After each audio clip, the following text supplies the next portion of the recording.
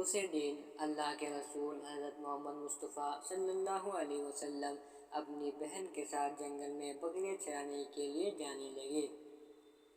آسمان کا ایک ٹکڑا آپ پر سایہ کیے ہوئے تھا۔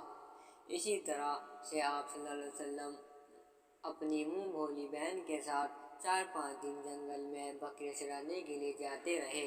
پھر ایک دن حضرت حلیمہ سعدیہ رضی اللہ تعالیٰ عنہ نے آپ صلی اللہ علیہ وسلم کو روک دیا اور کہنے لگی کہ بیٹے محمد، آج کے بعد تم بکریاں چرانے کے لیے نہیں جاؤ گے، کیونکہ اب میں تمہیں اور تکلیف نہیں دے سکتی۔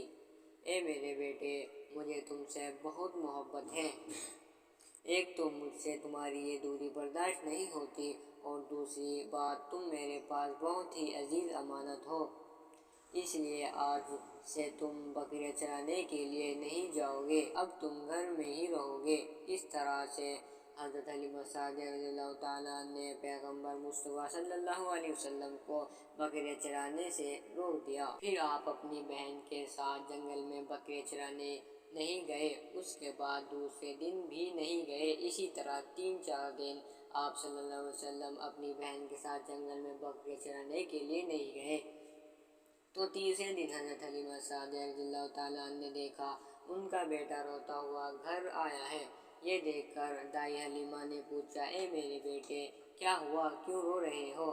تو بیٹا بولا، اماں، ہماری ایک بکری کو جنگل میں ایک بھیڑیا اٹھا کر لے گیا ہے۔